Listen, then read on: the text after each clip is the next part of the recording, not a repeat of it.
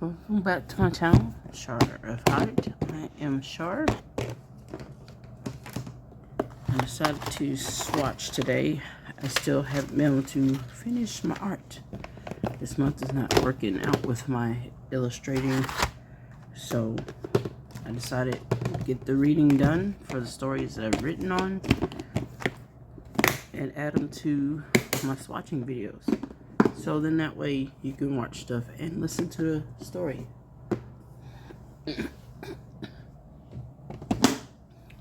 These were the sparkly gel pens. Langu. I think that's how you say it. Langu.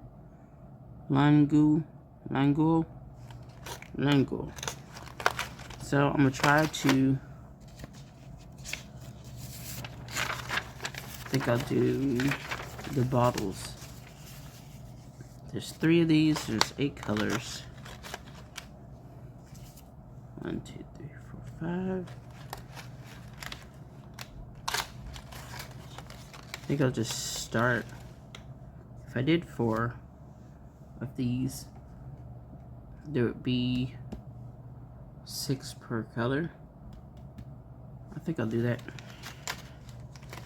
I have plenty of stuff to swatch, so I'll do 1 of these at a time. She watched as her mother spoke briefly with a few scientists at the dig site closest to her. Further headed to another dig site further ahead. She could see about 4 scientists from where she was standing. The dig site combined were not as in a very large area. Soon mother called to her with a beckoning hand. "Pershia, over here, please." Here we focus on the pottery dug up in the last few months. She began as Pershia drew within hearing range.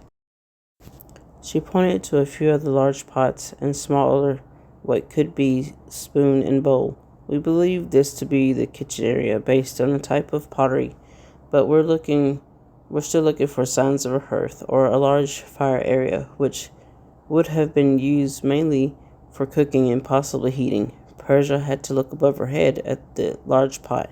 It would be big enough for her to fit in.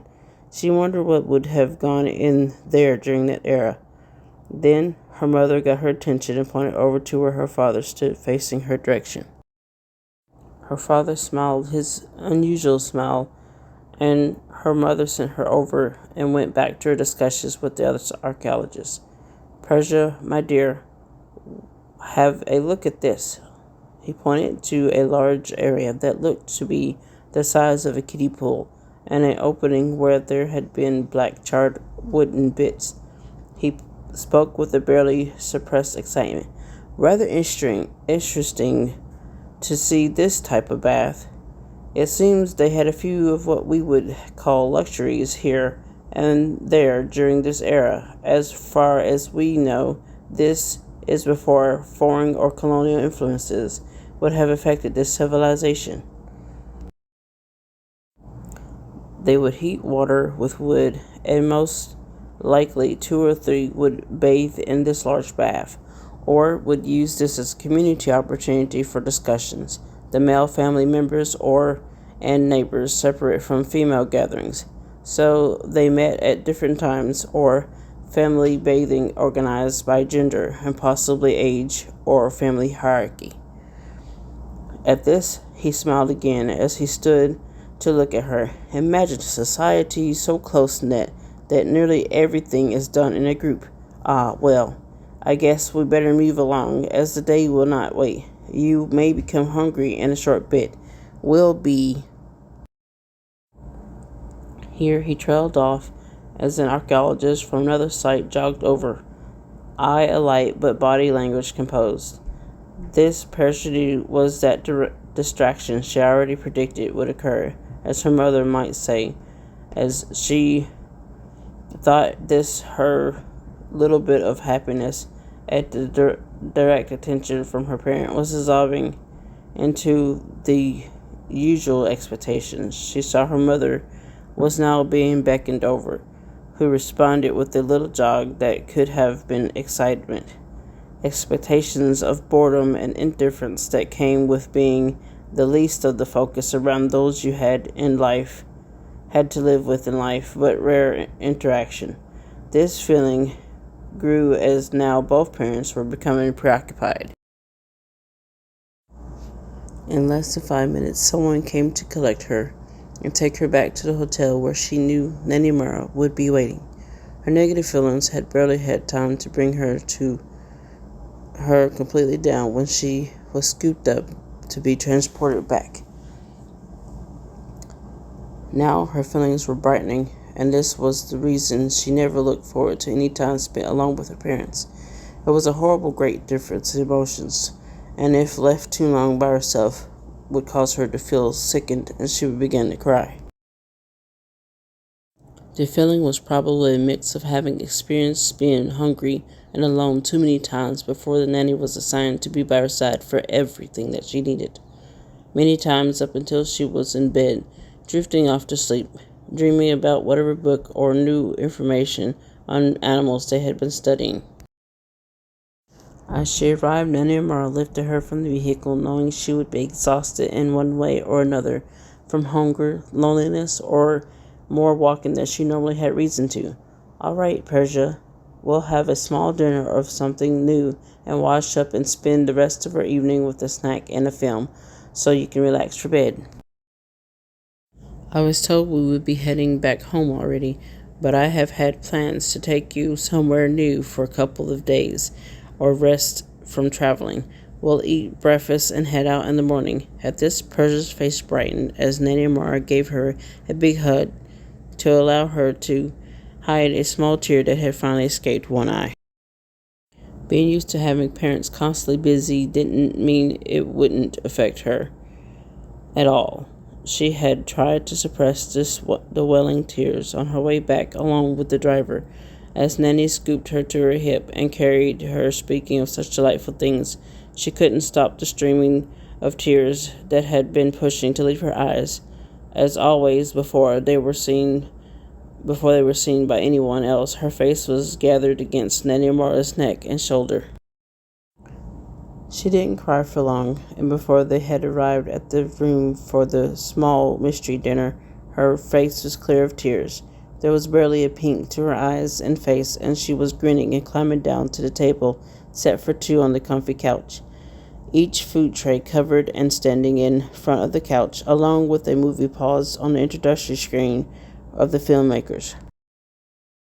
Nanny rushed her through her bathing so she could start the evening of fun, just the two of them. Persia's grin was glowing as she gathered herself onto the couch, and Nanny Mara sat beside her.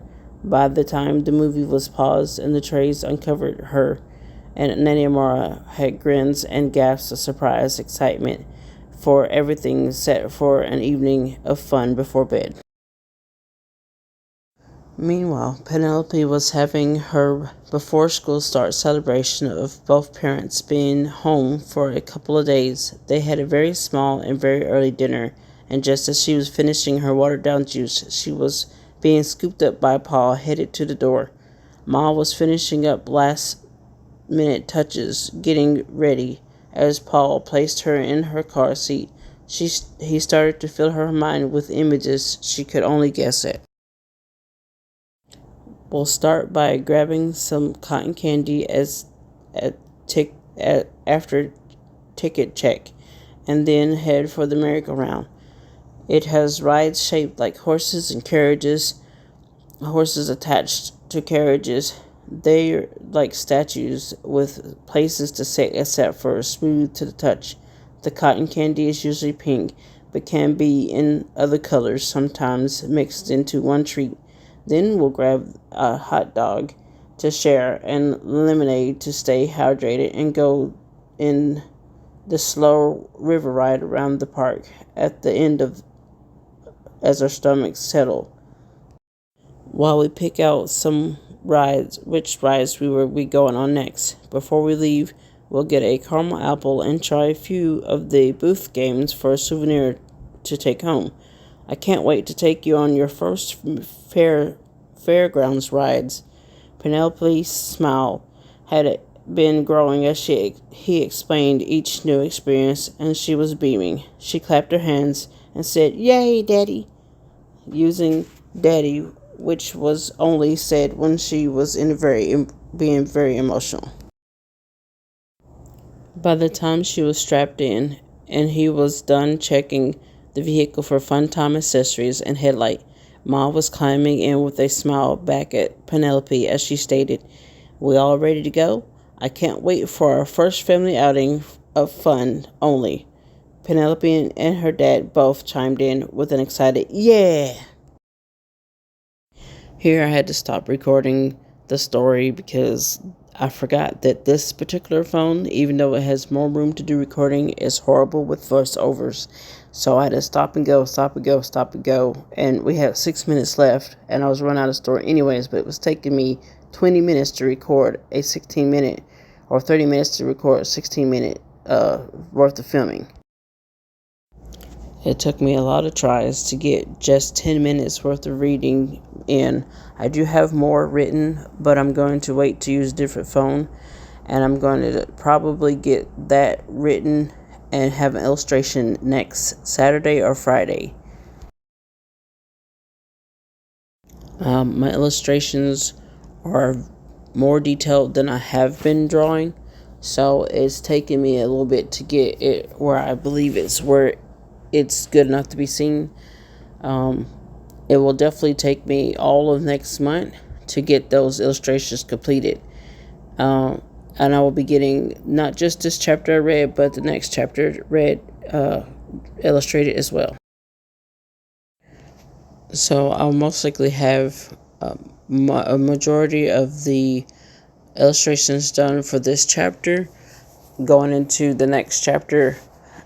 But even if I don't finish all the illustrations for this chapter and the next chapter, I will have all the drawing done so that we can enjoy the rest of the story for the last two chapters.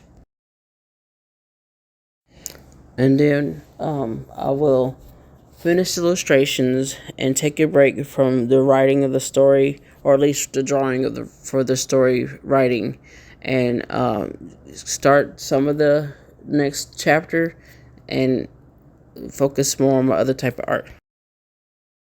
So stay tuned. Thanks for watching. I'm just going to see if I can't put some music or some bird sounds on the last of this so that I can just take a break from trying to record, because I'm still having to do that. Stop and go, stop and go.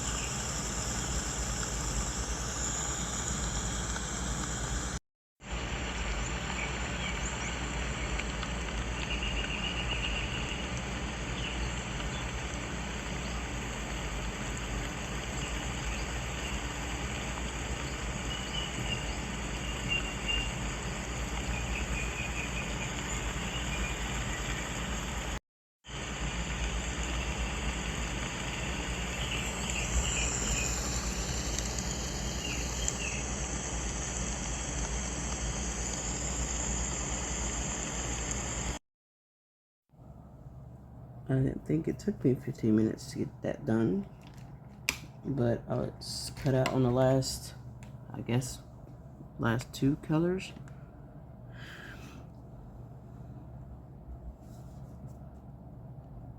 I was trying to make it all one video because I'm trying not to use Filmora as much, because they're starting to make it to where most of these editing programs you have to pay for, and I'm not in a position to do that right now. I just started getting income. I'm trying to catch up on past bills or things that I had borrowed from and I could only pay a tiny bit on. Alright, that concludes that.